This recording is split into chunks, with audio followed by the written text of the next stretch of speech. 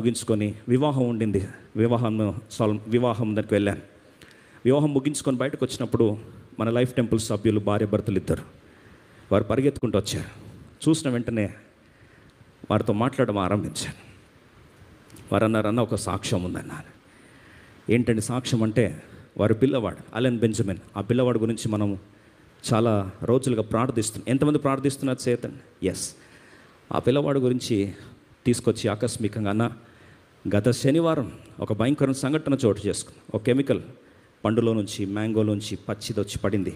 ఆ పడ్డ వెంటనే తన ముక్కు, తన కళ్ళు, ఈ ప్రాంతం అంతా కూడా భయంకరంగా అది స్ప్రెడ్ అయిపోయింది. అయినా సరే ఆదివారం దేవుని మందిరానికి వెళ్ళాలా వద్దా అని టెన్షన్ పడుతున్న టైం అది. దేవుడు మాతో మాట్లాడి, మిమ్మల్ని పరీక్షిస్తున్నా. ఆ రోజు తీర్మానించుకున్నామన్నా, ఈ పరీక్షలో మేము నిలబడాల్సిందే. విశ్వాసాలు ఓడిపోవడానికి వీలు లేదు. దేవుడు ఎంత నల్లగొట్టినా సరే దేవుని కార్యాన్ని మేము చూడాలని ఆశపడి ధైర్యంతో వచ్చి లైఫ్ టెంపుల్ లాస్ట్ సండే కూర్చున్నామన్న. కూర్చున్న వెంటనే గొడ్డలి ఎగిరి నీళ్ళల్లో పడింది. కానీ శిలువ వైపు చూసినప్పుడు ఆ పడిన గొడ్డలి తిరిగి తేలింది అనే మాట విని సమస్తము సమకూర్చబడుతుంది. క్రీస్తు శిలువలో నా కుమారుడు యొక్క ఆరోగ్యము స్వస్థపరచబడాలని ప్రార్థన చేసుకున్నామన్నా. అలాగే ఇంటికి వెళ్ళాం. ఫస్ట్ దృశ్యం చూపించారు. గుండె తరుక్కుపోయింది. నా కళ్ళని నీళ్ళు ఆగలే. నా మనసులో అనిపించింది, పిల్లవాడికి ఎందుకు దేవుడు ఇంతగా పరీక్షిస్తున్నాడు.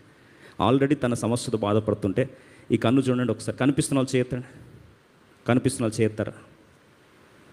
ఆ దృశ్యం చూసి నేను తట్టుకోలేకపోయాను.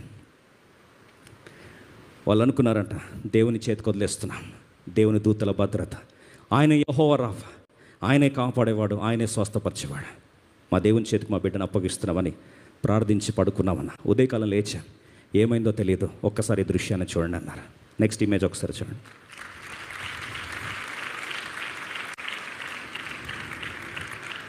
నాకు ఒక్కసారి గగురుపాటు కలిగింది.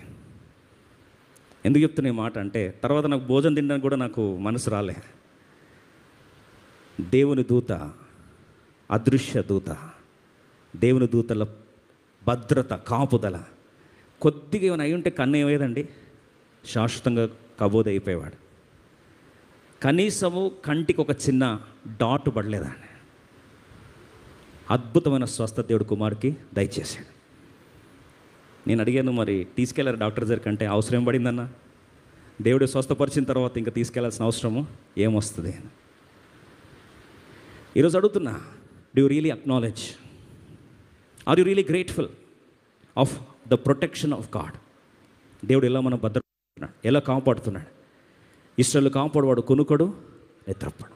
ఈరోజు దేవుని భద్రతను గుర్తిస్తే, ఆ రోజు యెహోయాషు అంటున్నాడు, అయ్యా ఇశ్రాయేలు ప్రజలకు రథము నీవే, రౌతు నీవే.